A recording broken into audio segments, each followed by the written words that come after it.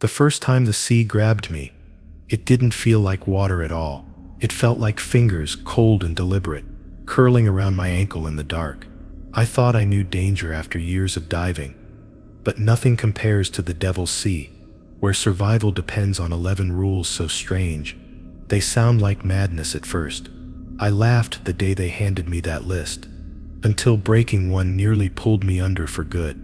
Now every dive is a countdown, every mistake an invitation, and I've already learned what happens when you ignore the first warning. The real question is, how many rules can I break before the ocean decides I belong to it?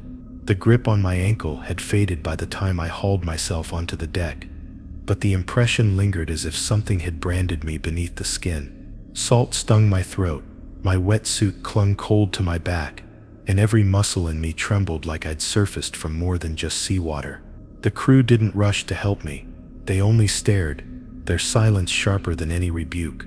One of them finally muttered that I had gone down too late, too close to dusk, and I realized then why Rule 1, never dive alone after sunset, carried such weight among them.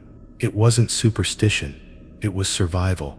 I tried to laugh it off, pretending I hadn't heard the strain in his voice. But the others didn't laugh, didn't even shift their gaze from me. Their eyes were sunken, worn by nights of watching something I hadn't yet understood. Victor, the chief diver, finally broke the silence by grabbing my gear and yanking it from my shoulders, as if I had poisoned myself by wearing it. "You got lucky," he said under his breath, but loud enough that every man on deck stiffened. I wanted to ask what he meant, but my pride wouldn't let me show fear. Dinner that night was no comfort. The mess hall buzzed with machinery overhead, but the men were quiet, chewing slow, their gazes darting occasionally toward the portholes. I caught fragments of whispers, shadows in the current, the hands again. Lucky it wasn't worse. Each word made the hairs on my arms rise, but when I leaned closer, the conversations died. They acted as though speaking about what lingered outside could summon it closer. The only clear thing was that I'd broken a rule before I even understood the stakes. Later, lying in the narrow bunk they'd assigned me, I replayed the dive in my mind. The water had been calm at first, unnervingly calm for the Devil's Sea. My torchlight had cut through the murk, illuminating columns of rock that jutted like drowned spires. Then came the cold, an unnatural chill that spread faster than any thermocline I'd experienced before. That's when I'd felt it, the sudden pressure on my ankle, not a current, not a snag. It tightened and released in deliberate pulses, like the grasp of something alive. I told myself exhaustion had played tricks on me, but sleep refused to come. Every creak of the rig sounded like footsteps along the corridor, every groan of metal against waves, like a whisper rising from the deep. Around midnight, a distant thud reverberated from beneath the floor, followed by a vibration that rattled the bunk. I held my breath, waiting for someone to acknowledge it, but the rig remained silent. The men had warned me indirectly at dinner. Don't look, don't listen, don't feed the curiosity, but my mind clawed at explanations all the same. At dawn, Victor cornered me near the equipment lockers. His face was gaunt, pale beneath the salt and sun weathering of a lifetime offshore. "You broke the first rule," he said flatly, as though accusing me of murder. I bristled, wanting to defend myself, but his next words froze me. "They touched you. You felt it, didn't you?" His eyes flicked to my ankle. I almost denied it, almost laughed in his face, but the phantom ache pulsed at that exact moment, betraying me. I gave the smallest nod, and his jaw tightened, like he'd just confirmed his worst suspicion. He didn't explain right away. Instead, he shoved a flask into my hands and told me to drink. The liquid burned my throat, hotter than any rum, carrying the tang of herbs I couldn't place. "Keeps them from following scent," he muttered. My mind spun, scent, following, them. Every question I had jammed in my throat at once, but before I could speak, another diver entered, and the subject died on his lips. I realized then that answers were rationed on this rig like fresh water, given only when necessary, never freely. The next dive came too quickly. The sun dipped lower, casting the deck in bruised orange light, and my nerves clawed at me. When Victor paired me with Rami, one of the veteran divers, I understood why. No one dove alone, not after what I'd done. Rami barely looked at me as we suited up, but his hands moved with practiced precision, checking every buckle and strap twice. "Stay close," he muttered, voice muffled through his regulator, before we even hit the water. It wasn't advice, it was an order. The sea swallowed us whole, and I kept to Rami's side, our torches cutting twin beams through the gloom. Shapes moved at the edges of the light, darting too fast to identify, but Rami never reacted. I forced myself to match his calm, though sweat prickled inside my mask despite the cold. At 30 meters, the current shifted, and a flicker of movement brushed my peripheral vision. My heart seized as the sensation returned, phantom fingers grazing my boot. I snapped my head down, expecting to see kelp or debris, but there was nothing but the dark. When we resurfaced, Rami ripped off his mask and glared at me. "Don't flinch," he said sharply. "That's how they know you're new. That's how they test you." His words made my stomach hollow. Whoever they were, I had already failed their test once. I wanted to demand an explanation, but he turned away, leaving me soaked and shaking on the deck. The crew's eyes followed me again, not with anger this time, but with pity. That was worse. Pity meant they thought I wouldn't last. That night, the bunk room was filled with uneasy silence. I caught myself staring at the thin curtain that covered the porthole, certain that if I pulled it aside, something would be waiting on the other side of the glass. My ankle throbbed under the blanket, an invisible bruise deep in the muscle. I remembered Victor's words, "They touched you," and realized the mark wasn't fading. It was spreading, a heaviness crawling up my leg, like the ocean still clung to me. I shut my eyes tight, forcing myself not to look, not to confirm it. By the third day, whispers grew around me. Men stopped talking when I entered, their conversations clipped by wary glances. Someone left salt scattered across my bunk, like a crude ward. Another slipped a charm carved from bone into my pocket, without a word. Each gesture told me the same thing. I had crossed a line I wasn't meant to cross, and they feared I had brought something back with me. When I finally confronted Victor, demanding to know what was happening, he sighed, shoulders slumping as though the weight of the sea itself rested on him. "You broke the first rule," he said again, softer this time, almost regretful, "and once you break it, you never really dive alone again." His words sank into me like lead, heavier than the pressure of the deep. My mind scrambled to deny it, but in the silence that followed, a single sound rose above the groaning metal of the rig. From outside the hull, faint but deliberate, came the steady rhythm of something dragging its fingers across the steel, searching, waiting, and far too patient to ever be human. The sound of fingers dragging against the hull followed me into sleep, etching itself into my dreams, until I couldn't tell where reality ended, and nightmare began. I woke gasping, convinced the whisper that had stirred me was still in the room. My bunkmates slept soundlessly, their breathing slow and even, but the faintest echo of my name hung in the air like mist. I tried to shake it off, yet something deep in me remembered Rule 2. Never answer when you hear your name from the water, and the knowledge settled like ice in my veins. Morning brought no relief. The men avoided my gaze, their silence more cutting than words, and I felt the weight of suspicion hanging heavier with each step I took across the rig. When I passed the galley, one of the cooks quickly crossed himself, muttering under his breath, and slammed the door shut. It wasn't me he feared, it was whatever might be clinging to me now.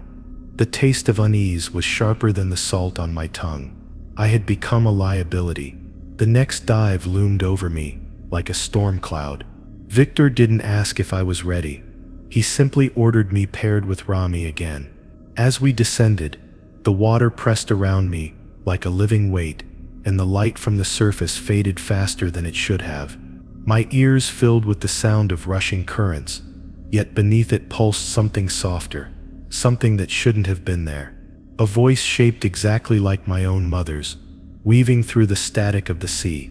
My heart stuttered. I hadn't heard her in years, but there she was, calling my name. I knew it wasn't real. Every rational part of me screamed that it couldn't be real.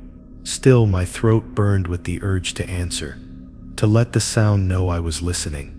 The voice grew clearer, the deeper we swam, drifting from behind boulders and fractured wreckage. I snapped my gaze to Rami, but he was staring straight ahead, torch steady, unflinching. He didn't react at all, as though he couldn't hear it. That made it worse, because the whispers were meant only for me. I clamped my teeth together until my jaw ached, refusing to give in. The temptation was suffocating, pressing down harder than the sea itself. I thought of Victor's warning, his voice heavy with finality. "You never answer." My lungs screamed for air, and my mind clawed at the sound of my name, as though some primal instinct believed the voice held salvation. When at last we surfaced, I ripped off my mask and vomited seawater across the deck, trembling not from exhaustion, but from what I hadn't done, what I had barely resisted.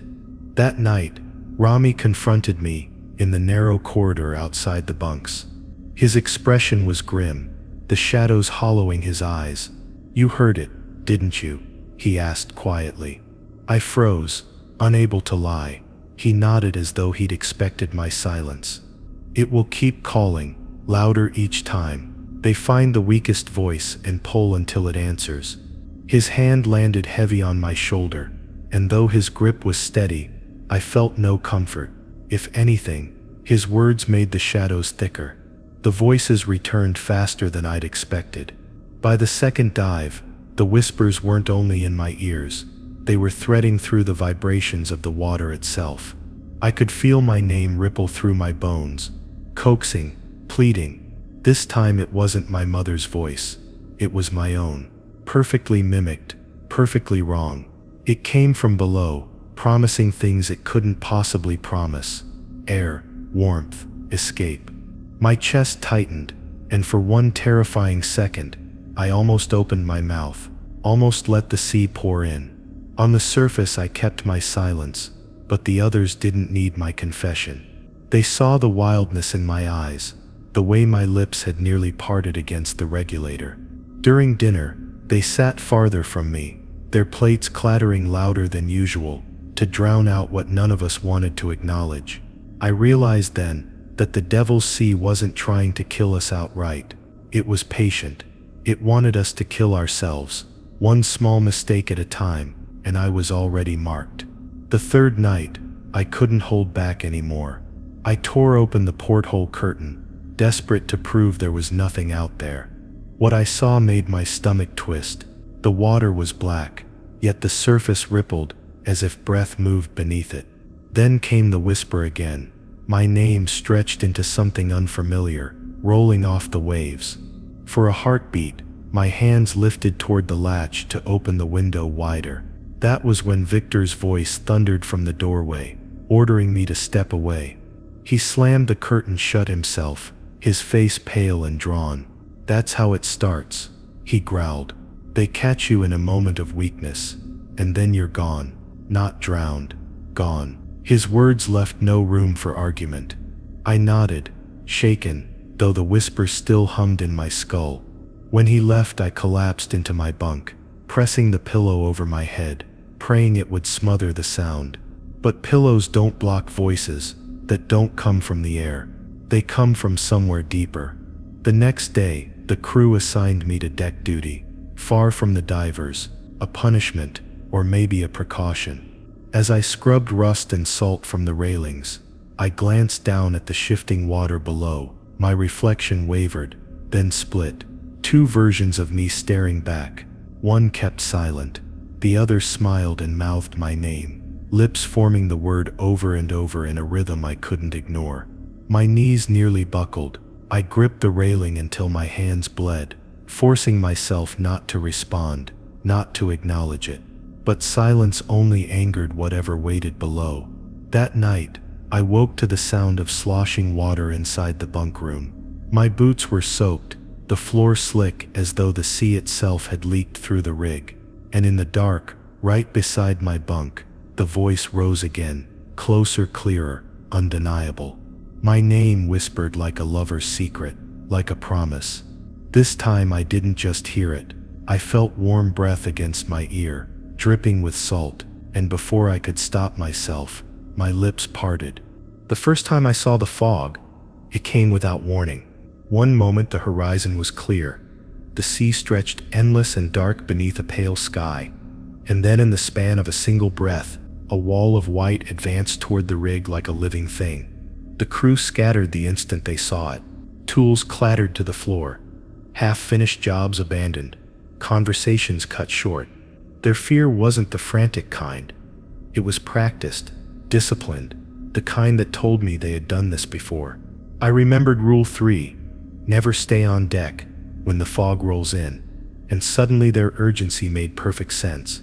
I had never seen men move so fast. Victor barked orders with a sharpness that cut through the growing haze, his voice carrying even as visibility shrank by the second. Doors slammed, hatches clanged shut, and heavy boots thudded against steel as everyone retreated below deck. I hesitated, staring at the approaching curtain of mist. It looked harmless, almost gentle, curling and drifting like smoke across the water. Yet something in the way the fog swallowed the sound of waves made my skin crawl. It didn't just obscure, it smothered. Rami grabbed my arm and yanked me toward the stairwell. His grip was bruising, his face tight with urgency. "Don't look at it too long," he hissed, forcing me forward. "It's not just fog. You'll start to see things in it, hear things, and once you do, you won't want to come back inside." His words lodged in my chest like hooks. I didn't ask questions, not when the mist was already licking across the railings, swallowing the far end of the deck in a blur of shifting white. Below, the bunkroom was stifling, the air thick with tension. Men sat silent on their bunks, listening. The rig's usual groan of machinery had dulled, replaced by a muffled stillness that pressed against the walls. I strained my ears and caught faint sounds above, footsteps where no one should be, dragging and deliberate, pacing the deck as though something had taken our place. No one acknowledged it. They stared at the floor, their jaws clenched, waiting for the fog to pass. I realized then that survival here wasn't about bravery, it was about obedience. Hours passed with the kind of slowness that made each minute stretch into an eternity. I couldn't keep still. My mind gnawed at the silence, at the half-heard footsteps, at the image of the fog pressing against the portholes. Finally, against every instinct screaming at me, I slipped away. I told myself I only wanted to check, just a glimpse, just proof that the others were overreacting. My feet carried me up the narrow stairwell, each step heavier with the weight of breaking a rule I barely understood. The deck was a world erased. White swirled in every direction, thick and luminous, swallowing sky and sea alike. I could barely see 3 feet in front of me, yet I swore I caught shapes flickering in the distance, tall shifting silhouettes that moved like men, but never fully formed. The fog curled cold against my skin, seeping into my lungs with each shallow breath. Then came the voices. Not whispers, not echoes, but clear and familiar tones, rising and falling like a conversation just out of reach. One of them was my father's. I froze. My father had been dead for years, yet there he was, calling my name with the exact inflection I remembered from childhood. The voice wove through the mist, urging me closer, softer, warmer with every syllable. My chest tightened, tears pricked my eyes, and before I realized it, my boots carried me toward the rail. Shapes shifted just beyond the edge, and I thought I saw him, his outline, his stance, his hand raised in greeting. The sight broke something in me. I nearly stepped forward into the white. Rami's hand clamped down on my shoulder at the last possible moment. He spun me around, his eyes wide with fury and fear. "Do you want to die?" he spat, dragging me back toward the stairwell. My protest caught in my throat, because even as he pulled me away, I heard my father's voice break into something else. It twisted mid-syllable, deepening, warping, until it became a low hum that vibrated through my bones. It wasn't human anymore. It never had been. Back below, Victor waited. His face hardened when he saw me, and he didn't need to ask where I had been. "You don't stare into the fog," he said, his voice colder than the mist itself. "You don't listen, and you never ever step toward it. The ones who do are never seen again. Or worse, they come back changed." His words silenced the room, and for a long moment no one dared even breathe. My legs shook beneath me, not from the chill of the fog, but from how close I had come to obeying it. Sleep was impossible after that. Every time I shut my eyes, I saw those half-formed figures drifting through the mist, their arms reaching, their faces hidden but familiar. I couldn't stop hearing my father's voice, couldn't shake the thought that maybe, just maybe, he had been there. That was the danger, I realized. The fog didn't scare you into leaving. It seduced you. It promised you the one thing you wanted most, whether it was comfort, forgiveness, or the face of someone long gone. The fog didn't return for 3 more days, but the crew lived in constant readiness. Every tool left on deck was kept close to the stairwell, every job performed with one eye on the horizon. When the first tendrils appeared again, the men moved with grim efficiency, retreating below without hesitation. I forced myself to follow, though my chest ached with the memory of what I'd seen. This time, when the voices came, I pressed my hands over my ears and whispered to myself, until the hours crawled by. But the whispers were patient. They bled through my palms, slipping into my mind like water through cracks. By the 5th day, exhaustion hollowed me out. The constant threat, the weight of rules, the silent judgment of the crew, it gnawed at me. When the fog rolled in again, I caught myself lingering on deck, just a moment longer than I should have, eyes fixed on the curtain of white, pressing against the rig. This time, I didn't hear my father's voice. I heard my own. It spoke from within the fog, beckoning, coaxing, telling me that the crew was lying, that the sea wasn't dangerous, that freedom waited if I just stepped forward. I staggered back, heart hammering, and nearly toppled over the hatch in my haste to retreat below. The crew didn't ask questions. They saw the wildness in my eyes, the tremor in my hands. Victor only shook his head, muttering, "The fog knows you now. It will keep calling until it wins." His words were heavier than the steel walls around us. I realized then that rules weren't just precautions. They were chains holding us in place, keeping us tethered to survival by the thinnest of threads. The fog finally lifted, the sky above breaking into a sickly gray. But relief never came, because as I leaned against the railing the next morning, staring at the water below, I saw something clinging to the underside of the rig. A hand pale and glistening, its fingers curled into the steel, as though anchoring itself for the next time the fog rolled in. The day after the fog lifted, I thought I could breathe again. The horizon stretched clear. The sea heaved slow and steady, and for a moment the rig almost felt like just another job site. The men went back to their work with a stiffness that said they didn't trust the calm, but they carried on. I tried to convince myself that what I had seen, the pale hand clutching the underside of the rig, was just my imagination, some leftover trick of the fog. But then the knocking started. It came at night, just after lights out, a faint, deliberate rap against the steel floor beneath my bunk. At first I thought it was a pipe, some loose bolt tapping with the current, but the rhythm was too precise. 3 knocks, a pause, then 2 more. I held my breath, waiting for someone else to react, but the men around me lay rigid in their bunks, eyes squeezed shut. They'd heard it too.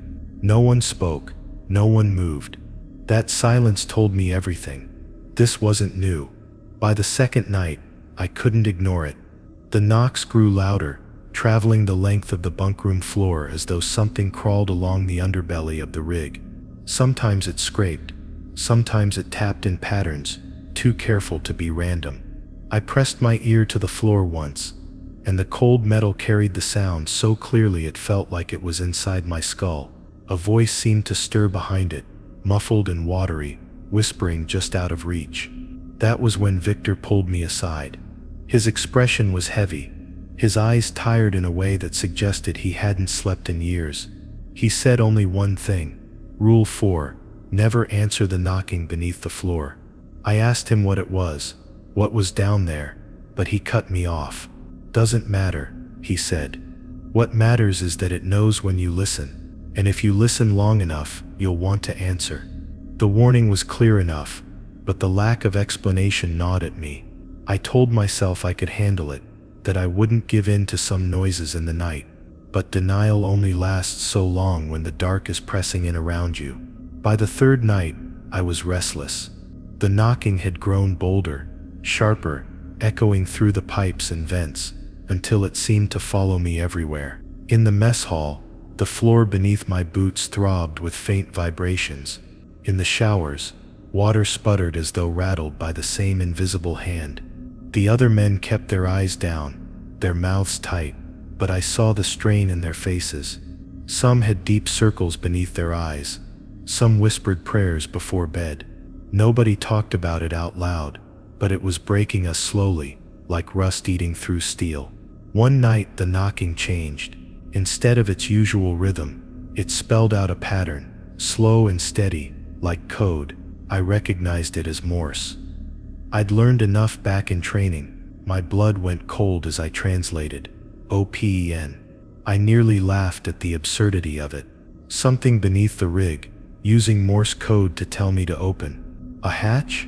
A door? My mind tried to reason it out, but deep down I already knew there wasn't supposed to be anything under us, but endless black water.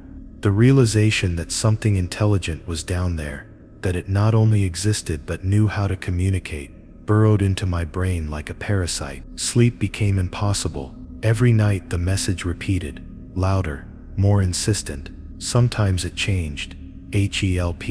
Sometimes it mimicked voices, familiar ones. One night, I swore I heard my sister's voice, muffled but clear, calling me by name, begging me to let her in. I tried to ignore it. I tried to cover my ears, but the more I resisted, the more the knocks burrowed into my thoughts, until I couldn't tell if they were happening outside or inside my skull. I started imagining the thing beneath us, clinging to the rig's supports, its pale hands bleeding as they beat against the steel, its face pressed to the underside of the bunkroom floor, mouth opening and closing in silent desperation. Then came the night. I almost broke. The knock spelled my full name, first, middle, last. Nobody here knew my middle name. Nobody. The sound drilled into me like it had teeth. My hand slipped toward the hatch wheel in the corner of the bunkroom, the one that led to the maintenance ladders going down toward the ballast tanks. My fingertips brushed the cold steel. The urge to open it, to answer, was overwhelming. It wasn't curiosity anymore. It was compulsion, like invisible hands guiding me. But Victor was there. He grabbed me hard, ripping my hand from the wheel, his face contorted with fury. "You don't answer," he snarled, shaking me so hard my teeth rattled. "That's not your family. That's not your friend. That's not anything human. You open that hatch, and you're not the one who'll come back out." The room was silent, except for the ringing of my pulse. The other men watched with wide, hollow eyes. No one dared move. No one dared breathe. Victor shoved me back onto my bunk, and sat there all night, rifle in hand, watching the hatch as though it might open on its own. By morning the knocking had stopped, but it wasn't gone. It had simply retreated, waiting. I could feel it beneath us, patient, calculating. It didn't need to rush. The sea had all the time in the world. Later Rami told me in a hushed voice about a man named Oleg, a welder who had worked the rig 2 years before me. Oleg hadn't lasted long. One night, when the knocking came, he'd cracked.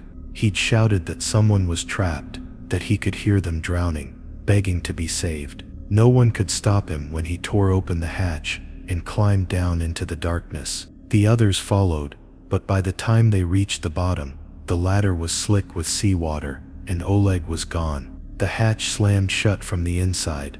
2 days later, they heard his voice beneath the floor, not knocking anymore, speaking, begging, crying, screaming, sometimes singing lullabies in a voice that wasn't quite his. The crew had nearly gone mad before the sounds faded, and even now, years later, the knocking continued, as though Oleg, or what wore his voice, was still down there, waiting for someone else to let it in. That night, as I lay awake staring at the ceiling, the knocking returned. But this time, it didn't spell words. It beat out a rhythm that matched my heartbeat perfectly, strike for strike, until I couldn't tell which was mine and which was its. The rules weren't just warnings. They were barricades, fragile walls keeping something unspeakable at bay. And now that I had brushed so close to breaking Rule 4, I realized the truth. It didn't matter how strong you were, how disciplined, how careful, the thing beneath us didn't need to rush. It would wait. It would keep knocking, and eventually, someone would answer. The nights after the knocking became harder to bear. Sleep came in shallow scraps, broken by phantom sounds that echoed through the steel. I would drift off only to jolt awake, heart hammering, convinced that I had heard my name whispered through the pipes. By day I tried to bury myself in work, scraping rust, checking pressure valves, pretending the rig was just a hunk of machinery in the middle of an ordinary ocean. But when the sun fell, the sea reminded us of what it was, and it was never ordinary. It began one evening, when the horizon was particularly dark. The moon was just a sliver. Clouds hung heavy, and the waves heaved like the back of some restless animal. That was when I noticed it. A faint glow rippling across the water just beyond the rig's floodlights. At first, I thought it was a flare, maybe from a stranded vessel or a lost fisherman. I squinted against the black, trying to pick out a shape, but the light pulsed in a way no flare should. It glowed pale blue, almost like moonlight trapped in liquid, and it seemed to breathe, brightening, dimming, brightening again. I wasn't the only one who saw it. A few of the crew gathered at the railing, whispering under their breath. Rami crossed himself 3 times before stepping back, refusing to look any longer. That was when Victor appeared behind us. His voice carried no patience, only steel. Rule 5, never follow a light that appears on the water. I wanted to ask why, but his expression cut off the question before it reached my lips. He herded us away from the railing, like we were children too close to fire, and the others obeyed without protest. But I lingered. The glow was mesmerizing. It didn't drift like a flare, or sink like a lantern. It hovered just above the waves, dancing like a lure. I felt it tug at something deep inside me, a wordless call that stirred my chest and made my throat ache. Later I lay in my bunk, listening to the creaks and groans of the rig, but my mind was on that light. Every time I closed my eyes, I saw it pulsing, drawing me in, promising something just out of reach. I told myself it was simple curiosity, a natural instinct to understand what I'd seen, but there was more to it. It was the same compulsion I had felt with the knocking, only sweeter, like honey poured over a hook. The second night, the light returned. This time it was closer, bobbing against the swells just off the rig's starboard side. I watched from the deck, arms folded tight, trying to convince myself I wasn't affected. But the longer I stared, the more it shifted shape. For a heartbeat, I could swear I saw the outline of a lifeboat, shadowy figures slumped inside. Then it changed, became a lantern swinging from the mast of a small fishing boat, then a beacon, the kind mounted on rescue vessels. Each time it shifted, it became something more familiar, something designed to make me believe. Behind me, I heard the shuffle of boots. One of the younger deckhands, Thomas, had been drawn to it too. His lips moved as though he were speaking, but no words came out. He leaned forward against the rail, knuckles white, pupils reflecting the glow. "We have to help them," he whispered finally, his voice trembling. "Someone's out there." I grabbed his arm, pulling him back. His skin was ice cold, and when he turned to look at me, I saw nothing of recognition in his eyes, only the glassy devotion of a moth circling flame. Victor appeared then, faster than I thought he could move. He shoved Thomas hard enough that the boy stumbled to the deck, breaking whatever spell had held him. Inside, Victor barked, his voice shaking with fury. Now, we dragged Thomas back to the bunk room, where he lay shivering, teeth chattering as though he had been in freezing water. The others didn't speak. They didn't have to. We all knew that if Victor hadn't arrived, Thomas would have gone over the railing. That night, I couldn't sleep. The glow returned again, pressing against the walls of the rig, painting the waves with its pale shimmer. I could see it even through the cracks of the porthole. Sometimes it looked like a spotlight, scanning the ocean floor, sometimes like candles floating on the tide. And then, once, like the warm porch light of my childhood home, shining across the front yard as if my mother were waiting for me at the door. My chest ached at the sight of it. The urge to follow grew stronger. I thought about Thomas, how easily he had nearly been taken, and realized how fragile we all were against it. The rules weren't meant as advice. They were chains, meant to hold us back from leaping into something we couldn't fight. On the fourth night, the light returned brighter than before. I watched from the corner of the deck, pretending to check equipment, but every part of me leaned toward it. The water rippled with pale blue radiance, and in the heart of it I saw something that stole my breath. My sister again, her face smiling, her hand reaching up as though waiting for me to pull her to safety. I knew it wasn't real. I knew it couldn't be real, and still I took one step toward the rail. A hand clamped on my shoulder, Victor's. His voice was a growl in my ear. "Don't look at it, don't think about it, that's how it wins." He shoved me away from the edge, his grip like iron. For the first time I heard something in his voice I hadn't before, not just anger, but fear. He had seen something once too, I realized, something that had almost taken him. Later, when the glow finally faded and we were left in the dark again, Victor told me what had happened to the last man who broke Rule 5. His name was Alexei, an engineer with a sharp mind and a stubborn streak. He had laughed at the rules, called them fairy tales meant to scare greenhorns. One night, when the light came, he tied a rope around his waist and told the others he'd prove them all wrong. They begged him not to go. He went anyway. The rope went slack within minutes. When they pulled it back, it was shredded, fibers slick with something that smelled like rot and salt. Alexei was gone. The light didn't appear for nearly a year after that, as though it was sated, but when it returned, it glowed brighter, hungrier. Now, every time it comes, we know what it's waiting for, and every time, one of us nearly gives in. The sea doesn't need storms or waves to kill us. It only needs patience, and it has more of that than we ever will. By the fifth night, I stopped looking out at the horizon altogether. I pulled the blankets over my head and prayed for dawn, but I could still feel it, glowing against the rig's steel, pulsing in rhythm with my heartbeat. And I knew that if I ever looked again, it might be the last time I saw anything else. The sea has a way of sounding alive when the rest of the world sleeps. At night the rig groans, like it's breathing, pipes rattling with a slow pulse, steel joints stretching against the weight of the tide. I had almost grown used to it. Almost until the night I woke drenched in sweat with the uncanny sense that someone was pacing the length of the deck outside my cabin. The hour was past 3, and I knew before checking the clock that I wasn't supposed to be awake, and I sure as hell wasn't supposed to be hearing footsteps down where no one should be. I tried to steady myself, telling my brain it was the metal contracting with the cold or the distant echo of the crane shifting. But then the footsteps stopped, replaced by something worse. Silence so heavy, it felt like the whole rig was holding its breath. That was when Victor's words returned to me with sharp clarity. Rule 6.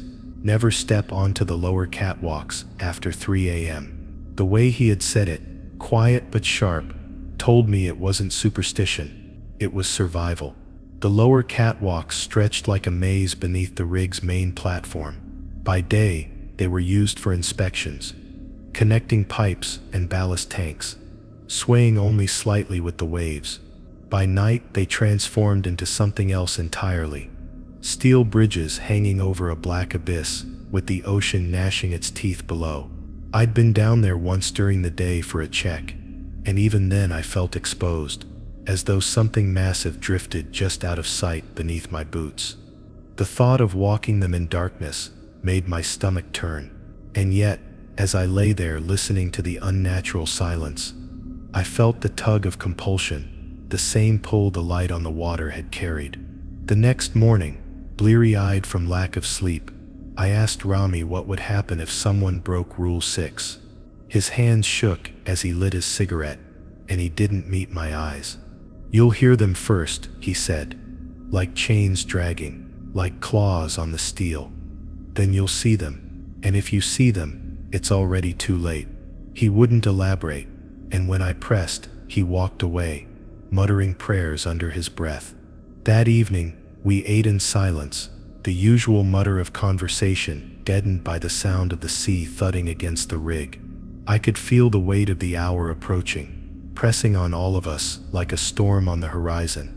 By midnight, most of the crew had retreated to their bunks, unwilling to risk hearing what came after. But I stayed awake, my mind gnawing on curiosity. The more I tried to ignore Rule 6, the louder it echoed in my head. At 3:07 a.m., the footsteps returned, slow, deliberate, each one a metallic thud beneath my cabin. My pulse thundered as I pressed my ear to the wall, the sound vibrating faintly through the steel. They moved steadily along the catwalk, pausing just below the porthole. I froze, terrified that if I looked, something would be waiting for me in the glass. For long minutes, nothing happened. Then faintly came a dragging noise, like a wet rope being pulled across the steel, inch by inch. I didn't sleep that night. None of us did. By morning, the catwalks bore no sign of disturbance, no footprints, no damage. But I saw the way the others avoided looking down there, the way even Victor kept his distance. It wasn't about proof, it was about survival. The breaking point came 2 nights later. Thomas, the same deckhand who had nearly gone overboard chasing the light, cracked under the strain. I woke to find him pulling on his boots, eyes glazed, muttering that he had to check the pipes. His voice was distant, like he was answering someone who wasn't there.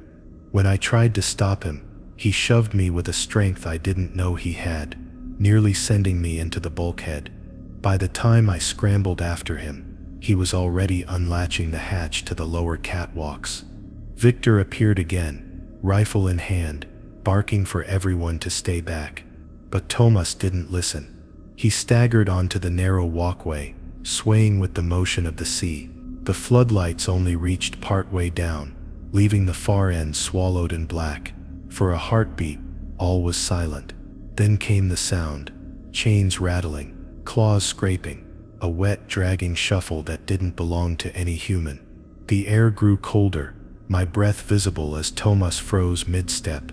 Something moved at the edge of the darkness, tall, spindly, clinging to the steel like a spider on its web.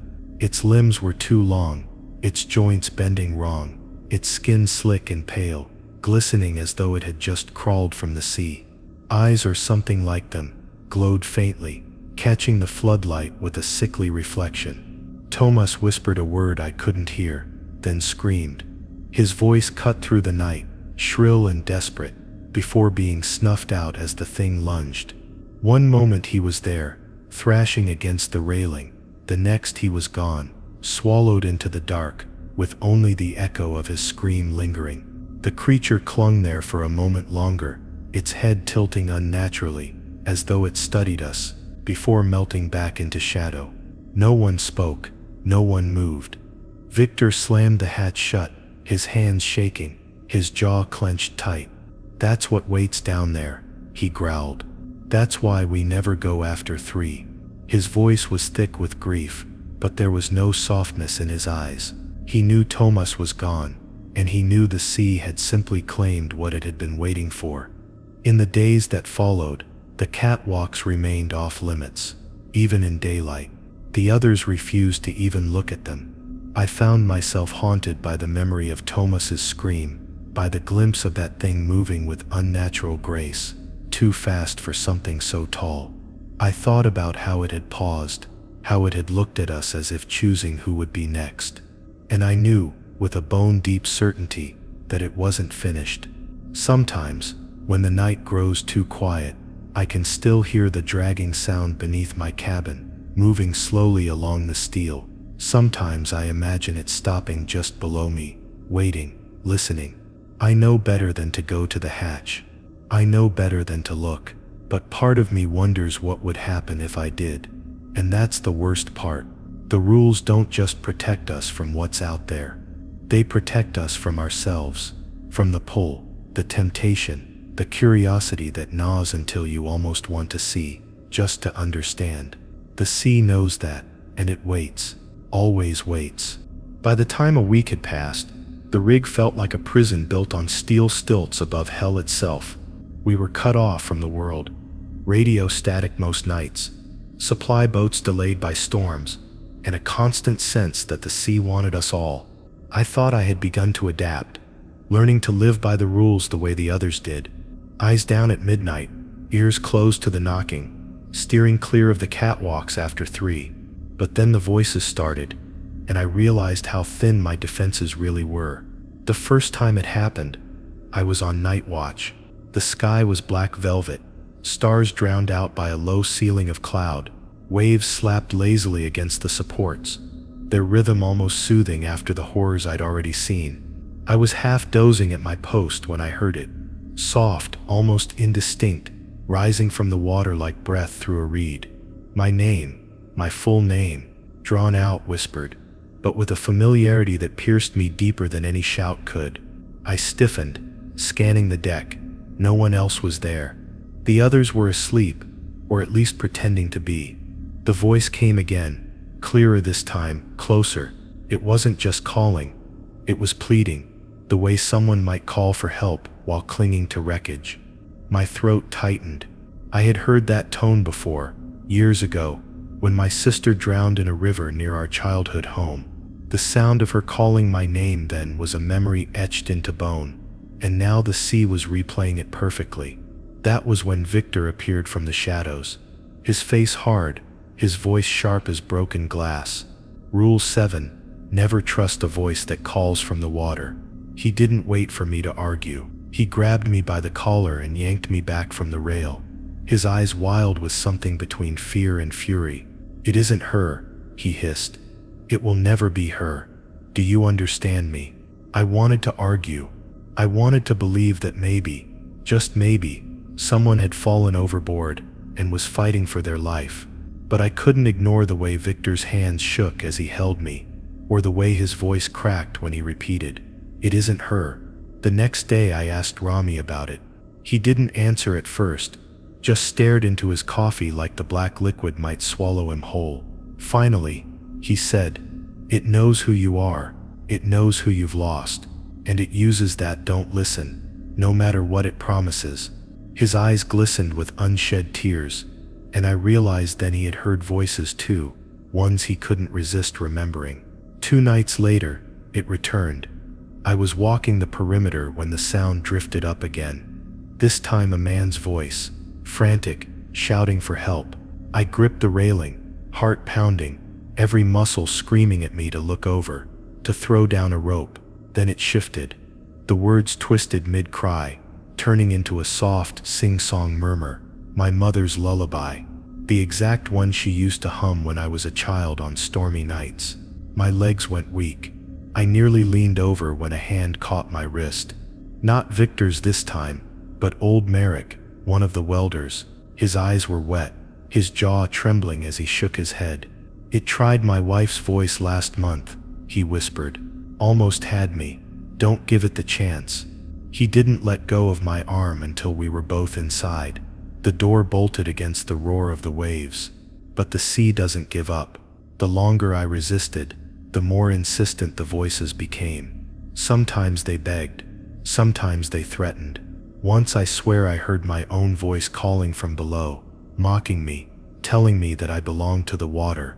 That night, I lay awake, my ears stuffed with cotton, but the phantom words still reached me, vibrating through the steel, rattling inside my skull. Then came the night we lost another man. His name was Dennis, a quiet mechanic who rarely spoke more than a sentence at a time. I woke to shouting and found the crew clustered at the rail, their faces pale in the floodlight. Denis's boots sat neatly on the deck, but Denis himself was gone. Merrick swore he'd heard Denis talking to someone, answering questions none of them could hear. Then he had walked barefoot to the edge, climbed over, and dropped silently into the black.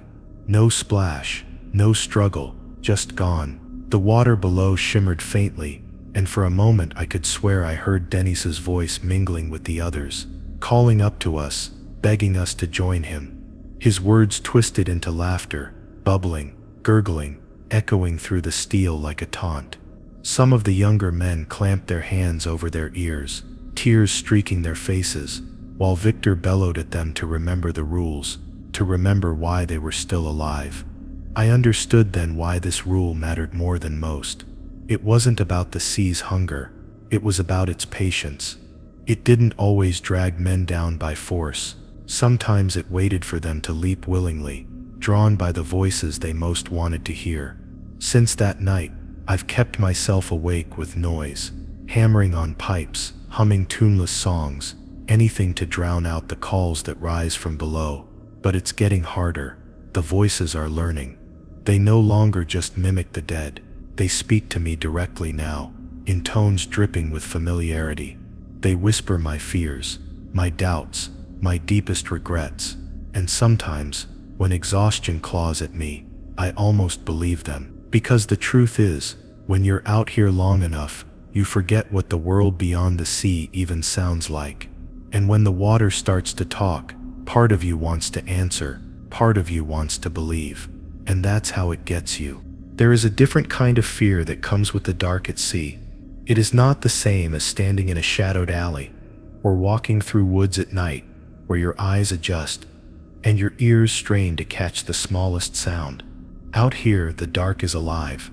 It stretches infinitely in every direction, swallowing sight, swallowing sound, swallowing reason. You become small, smaller than a thought, smaller than a breath. And if you aren't careful, you start to feel like the darkness isn't empty at all, but watching you. That's why Rule 8, keep the lights burning, no matter what was treated as sacred law among the crew. It wasn't like the safety drills or the emergency protocols. Those were technical, written by corporate. This was different. This was survival written in the flickering glow of flood lamps that clung desperately to the steel skeleton of the rig. The lights weren't just there for navigation or safety. They were a barrier, thin, fragile, but enough to hold back something that wanted in. The first time I saw what happened when the lights failed was during a storm. The wind howled so hard, it felt like the entire rig would tear free from its supports. Waves the size of apartment buildings hammered the pylons, spraying foam up onto the decks. Salt water hissed against the hot metal of the generators, and the entire grid began to flicker. I was inside the mess hall with a handful of others when the lights cut out completely. For half a second, everything was pitch black. That kind of blackness doesn't feel natural. It doesn't just cover you, it smothers you, seeps into your lungs, and makes your heart stumble. Someone cursed. Someone else whispered a prayer. Then the emergency lights sputtered to life, casting a dull red glow over everything. And that was when I heard it. Not the storm, not the sea. Something else. A scraping like claws against steel, slow and deliberate. Then a low, resonant hum that made the floor vibrate under my boots. The sound wasn't from outside, it was inside the rig. The kind of sound that makes every instinct in your body scream to run, even though there's nowhere to go. Victor stormed in moments later, his face pale and furious. Who killed the lights? He barked, but his anger was fear in disguise. No one answered. We all just sat frozen until he shouted again. Backups, now. The electricians scrambled, sparks flying as they coaxed the generators back to life. When the floodlights outside roared on again, the sound stopped, just like that, but something had changed. Later that night, one of the welders, Pavel, was missing. His bunk was empty, his boots still neatly placed beneath it. No one admitted to seeing him leave, but I remember the way his hands had been trembling during the blackout, and the way he kept glancing at the door like something was calling him. After that, I understood why the rule existed. Light wasn't just for us. It was a warning to whatever lingered in the dark, a reminder that we were still here, still watching, still holding the line. Of course, knowing the rule and following it are two different things. The rig's generators were old, unreliable, and the storms only made things worse. Sometimes the lights would flicker for hours, buzzing and dimming like a dying heartbeat. Those nights were the worst. Every time the glow weakened, shadows thickened in the corners, stretching longer, sharper, almost like they were leaning closer. I tried to convince myself it was fatigue, tricks of the eye, but then I saw them move. I had been walking the catwalk near the southern tower when the lights blinked out for just a second. When they came back, something stood at the far end of the walkway, tall, wrong, its edges shimmering as if it couldn't quite settle into this world. It had no face, but I felt it watching me. My body froze, lungs refusing to pull air, until the lights flared brighter and it was gone. Not vanished. Gone, like it had never been there at all. When I stumbled back inside, Victor was waiting. His expression told me he knew exactly what I had seen. He didn't ask me to explain, didn't mock me, didn't scold me. He just repeated the rule, voice low and heavy. Keep the lights burning, no matter what. A week later, Merrick broke. The man had been quiet since Dennis went overboard, and I should have noticed the way his hands shook when he refueled the generators. Maybe the voices had worn him down.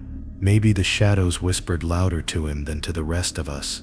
One night, during another storm, Merrick slipped into the engine room. When the lights died this time, it wasn't an accident. It was deliberate. I remember the scream that followed. Not his. Something else, something inhuman. By the time we got the power back online, there was nothing left of Merrick but his boots and a smear of salt water on the steel floor. No one said a word. No one needed to. We all understood what he had done. He had given the dark a way in. Since then, I've kept the lights like a lifeline. I sleep with a lantern burning by my bunk. I eat with a lamp at my elbow.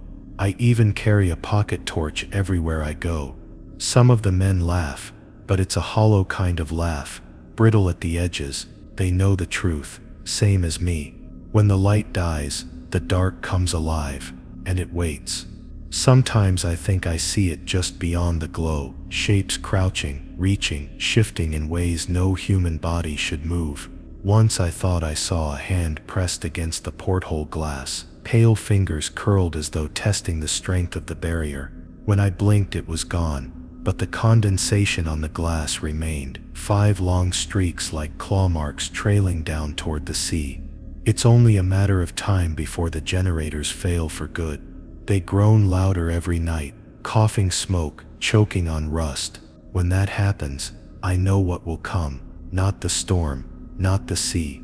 Something far older, something that thrives in the dark. Until then, I cling to Rule 8, like scripture. Keep the lights burning, no matter what.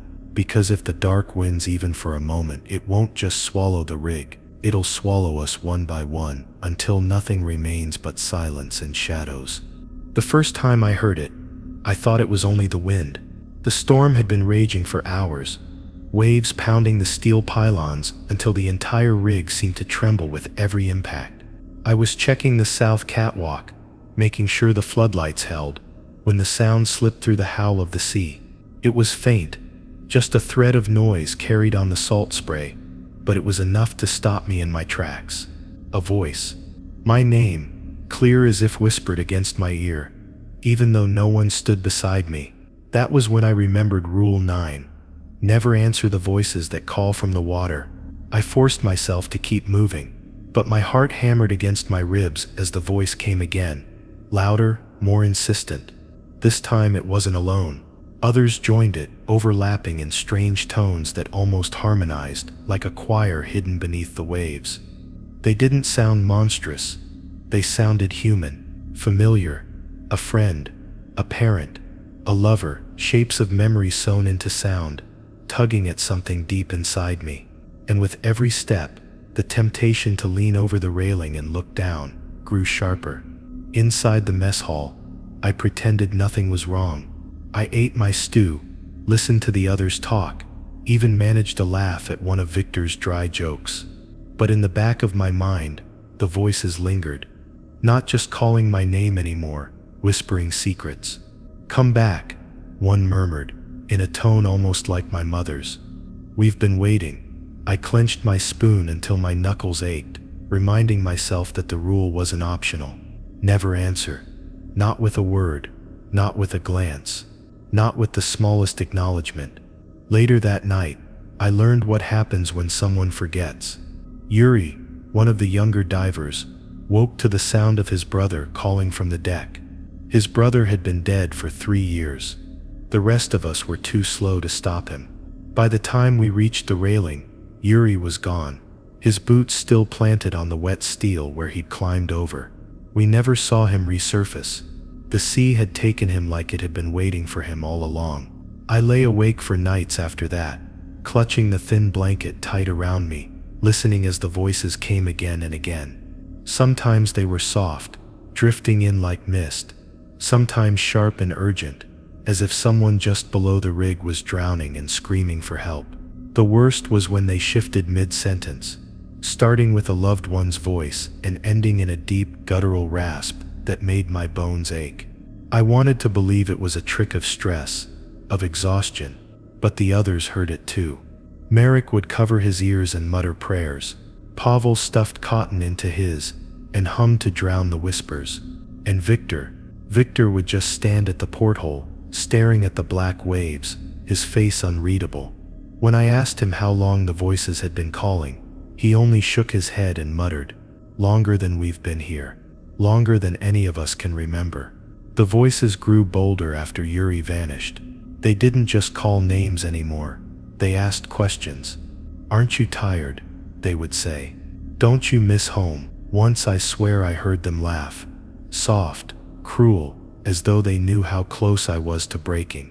My own name echoed constantly, spoken in the tone of people I loved, people I had buried, people who should not have been speaking at all. I nearly broke one night. The storm outside had silenced the generators for a heartbeat, leaving me in pitch black. In that suffocating dark, a voice came, not faint, not distant, but right beside me, my father's. I hadn't heard it in years, not since the funeral. "Son," it said, tender, full of warmth. "You don't have to fight anymore. Just answer me." My throat tightened, words trembling at the back of it, desperate to escape. I bit my tongue until I tasted blood, holding the rule in my mind like a mantra.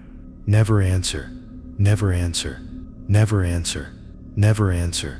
When the lights flared back on, the bunk across from mine was empty. Pavel's sheets were soaked, his pillow gone, water pooling on the floor beneath the frame. He had answered. I hadn't. I asked Victor once why the sea needed us to answer. What happened if we did? He didn't look at me, just lit a cigarette and exhaled smoke in silence. After a long pause, he muttered, "Because that's how they get in. Through your voice, through the opening you give them." His words left a chill that the hot tea in my hands couldn't warm. That night, I sat awake with my flashlight trained on the ceiling, trying not to listen. But the voices didn't need ears. They crawled beneath my skin, echoing in my chest, vibrating in my bones. My own voice even joined them in a nightmare, calling my name from somewhere below the waterline, begging me to answer. I woke choking on seawater, though my bed was dry. Sometimes I wonder if that's their trick. They don't want to drag us into the waves. They want us to open the door ourselves. They want us to choose it. The last straw came 3 days ago. The voices didn't wait until night. They came at noon, under clear skies, when the sea lay flat as glass. A dozen of us were on deck, scrubbing rust and tightening bolts, when the call rose all at once, loud, clear, hundreds of voices, all together, shouting our names in perfect unison.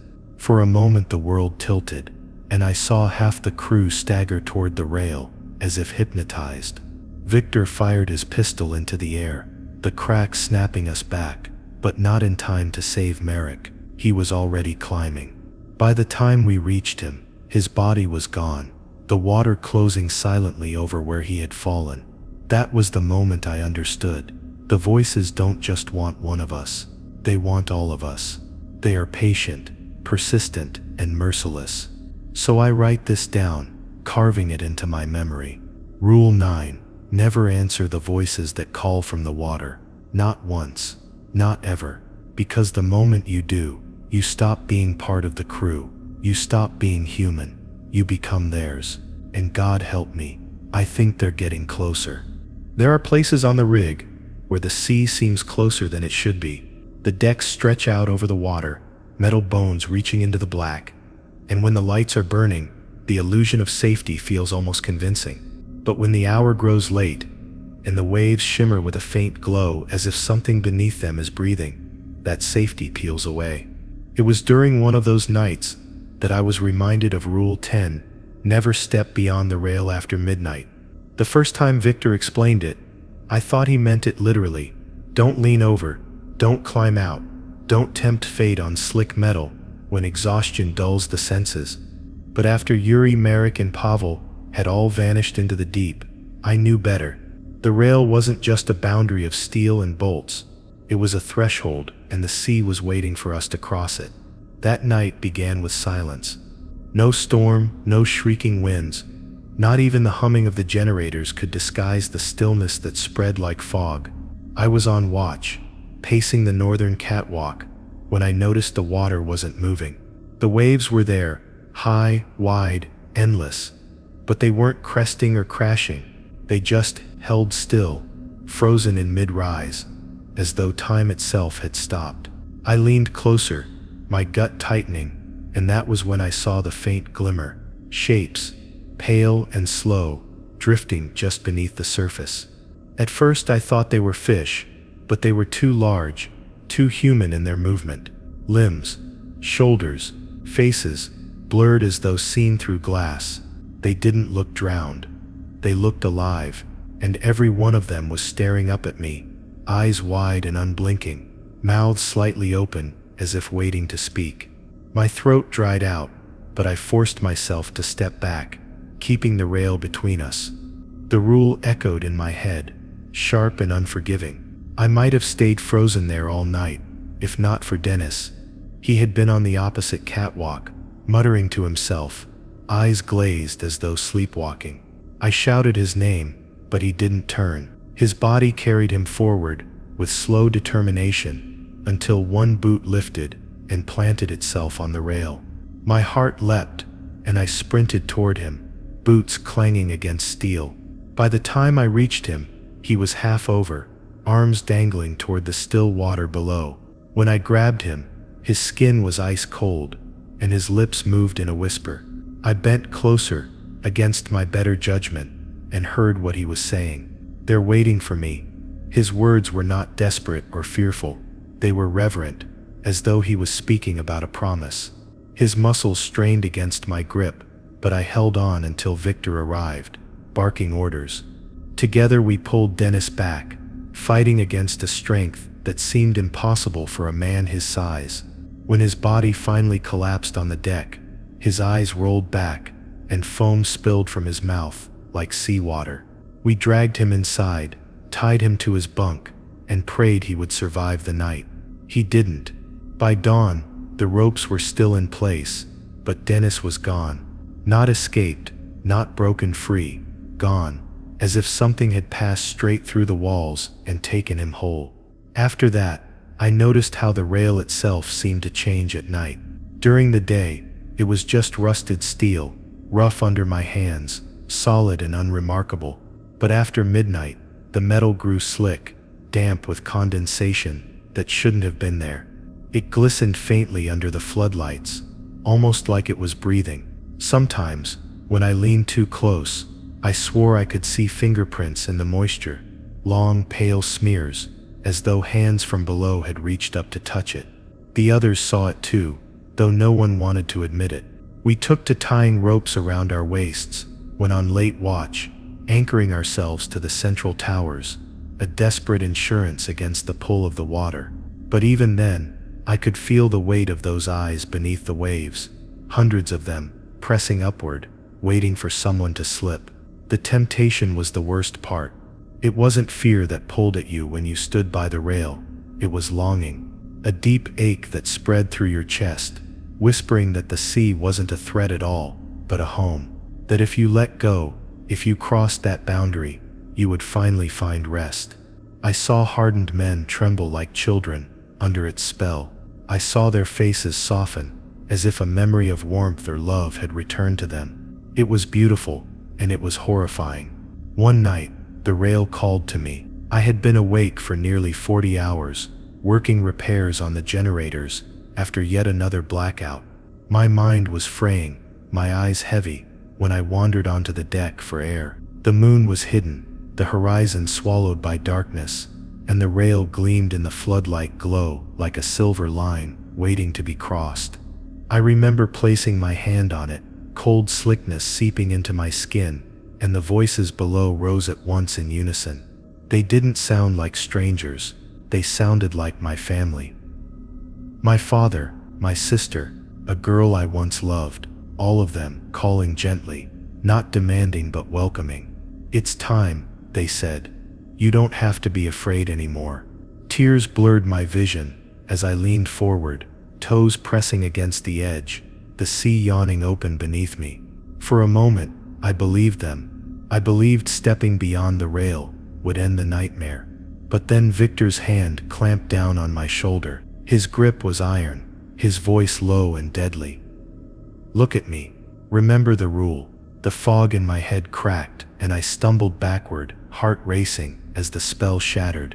Victor didn't let me go until we were both inside, under the harsh glow of fluorescent lights. He didn't speak again. He didn't need to. His eyes said it all. He'd seen too many men fail that rule already. I think now about the ones who vanished. Yuri, Marek, Pavel, Dennis. Maybe they're not gone. Maybe they're waiting just below, their faces among the pale shapes drifting under the surface. Maybe the sea doesn't kill. Maybe it collects. And maybe the rail isn't meant to protect us from falling. It's meant to protect them from crossing over completely. But if that's true, then the barrier grows weaker every night. The fingerprints on the steel are getting clearer. Sometimes I hear footsteps on the catwalks when no one else is out there, slow and steady, moving just beyond my sight. I can't help but wonder if one night soon, someone or something will step inward across the rail. For now, I cling to the law etched into my bones, because I know the moment I do, I won't come back. And worse, I may not want to. The ocean is never truly quiet. Even when the wind dies down and the surface looks like glass, there is always a hum beneath it, a living thrum that seeps into your bones. On the rig, that sound became part of us. The waves slapping steel, the generators chugging along, the shriek of gulls circling above. The sea was a choir that never stopped singing. That is why Rule 11, "If the sea ever falls silent, run," was the one that chilled me more than all the others. I didn't believe it at first. Silence seemed like it would be a blessing. After weeks of storms and voices and grinding machines, who wouldn't want peace? But Victor warned us, his tone darker than ever before, that silence was not peace. Silence was arrival. "The sea sings because it's alive," he told me once, his cigarette ember glowing in the dark. "When it stops, it's because something greater has made it listen." I tried not to think about what greater meant, but the word gnawed at me. The first time the silence came, it was sudden. One moment, waves hammered the pylons, wind clawed across the deck, and the old floodlights buzzed with their usual hiss. The next, everything stopped. No crash of water, no whine of metal. Even the gulls cut off mid-cry. I felt it before I understood it. Pressure in my ears, like the world itself had sucked in a breath and was holding it. Every man on the rig froze. We didn't need Victor to remind us what it meant. He shouted anyway. Inside. Now, his voice cracked like a whip, and we obeyed. Boots pounded steel, men shoving each other toward the mess hall, panic overriding pride. I remember the look in Merrick's eyes before he vanished days earlier. It was the same look now in all of us. Fear not of what we saw, but of what we couldn't. Inside, the silence seeped through the walls. It pressed against the portholes, turning the air thick and unbreathable. I held my breath without meaning to, as if making a sound would reveal me. In that void, I could hear my own heartbeat like a drum. And then, I heard something else. A knock, not sharp, not metallic, heavy, slow, a knock against the hull from far below, so deep it rattled the plates. 1, 2, 3. Each strike spaced like a pulse. The men stared at each other, wide-eyed, sweat dripping down their brows. No one dared whisper. No one dared move. The silence was not empty. It was listening. Then the lights died. Darkness poured in, thicker than night, swallowing the red glow of the emergency lamps. Before they could even spark, I could feel the men around me shifting, trembling, hands gripping the tables to ground themselves. The knock came again, louder now, closer. My stomach lurched, and bile rose in my throat. It was climbing. Victor's silhouette moved through the black. I don't know how I knew it was him, but I felt his presence, steady and furious. "Don't move," he hissed. "Don't breathe. It hunts sound." His words froze me in place, every muscle screaming to flee, while my mind begged me not to. For endless minutes we sat there, silent as statues, while the hull groaned under something vast pressing against it. And then, it passed. The sound of the sea returned all at once, a roar crashing into my skull like salvation. The lights flickered back to life. Men collapsed against the walls, some sobbing, others laughing with a hysteria that bordered on madness. No one spoke of it, no one wanted to, but I knew, from the look on Victor's face, that it had not been the first time, and it would not be the last. The silence returned twice more in the weeks that followed. Each time it grew longer. Each time the knocking drew closer. By the third, the mess hall window cracked from the pressure, a jagged fracture snaking across the glass like a warning. Victor doubled the watches, but what good was a watch against something that silences the world itself? Sleep became impossible. I would wake in the night certain the silence had come again, certain I'd missed the warning. I'd lie there holding my breath, straining my ears, wondering if the sea was still singing. Sometimes I'd hear faint humming, like voices beneath the waterline, but I could never tell if it was real, or if my brain was inventing noise to mask the terror. One night, I couldn't take it anymore. I crept to the deck to listen for myself. The air was calm, the sea almost beautiful, rippling under the stars. The sound of the waves was steady, but it didn't comfort me, because in between, I thought I heard something else. Breathing, not mine, not human. A long, slow inhale that stretched across the horizon, as if the sea itself was drawing in air. I ran back inside before it could finish exhaling.